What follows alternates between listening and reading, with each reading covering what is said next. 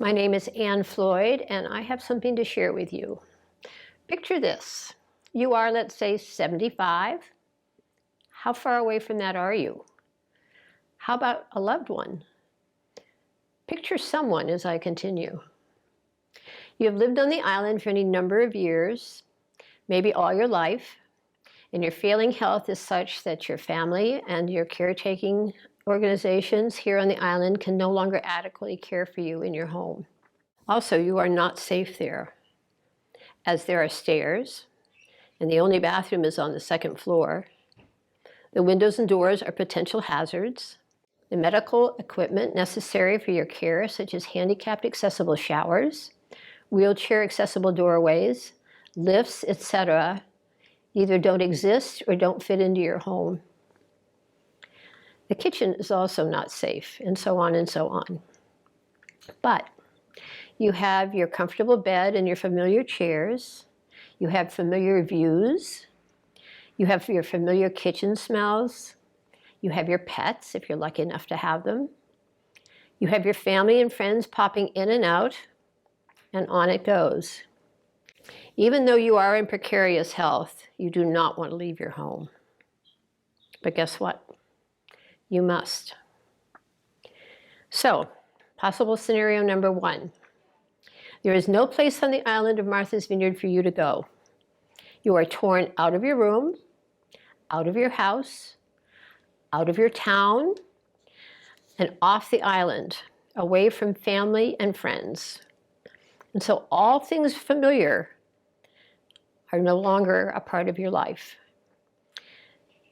And this horrible, and I mean horrible situation, is not just horrible for you, but it's also equally horrible, well, may not be equally horrible, for your family and your personal support system, such as your relatives, possibly, if you're fortunate enough to have them home around you, your sons, your daughters, grandchildren, great-grandchildren, your other relatives and friends and acquaintances. I'm not exaggerating. This is what happened to my mom, who was physically and mentally challenged. The island had no room here. It was devastating. It took its toll on her, and it really took its toll on me. I worked here, and so I could only see her but once a week. It was horrible. On top of feeling physically terrible, she was confused and felt abandoned through no fault of her own. And she was right. Then there is possible scenario number two, a residential option right here on Martha's Vineyard. Luckily, after about 2 months off island, space for my mom became available at Windermere, and she was able to spend the last 6.5 years of her life here. I was so thankful. To be able to see her giggle as she watched her great-grandchildren giggling while driving her bed, pushing the buttons for up, down, and fold in the middle, were just wonderful. To see her enjoy the gifts that her friends brought her, to see her face light up when somebody she cherished walked into the room, to have her grandchildren, my daughter and sons, be able to pop in and see her after work. That is living a good life to the end of one's life, even though you feel like crap.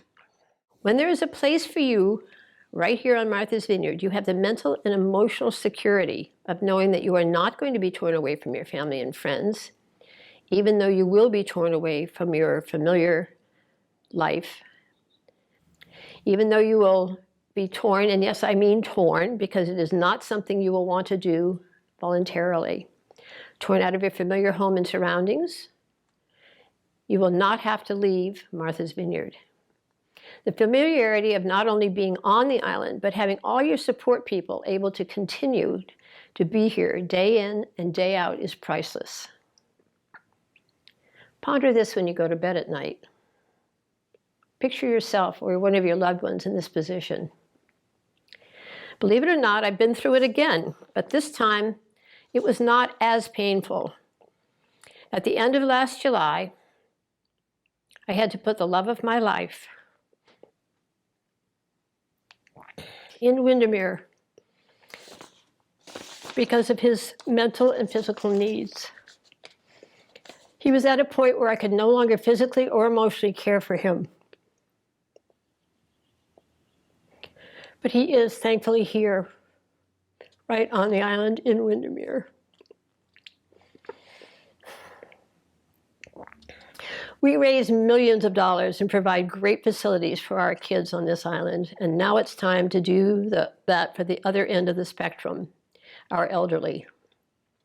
We need our islanders and the decision-making boards that represent all of our island community to approve the project before you. It is not just a facility, but it is a creation of a very special, thoughtfully planned, innovative design, a small neighborhood to take care of their needs and to provide housing for the staff. The latter is a huge plus.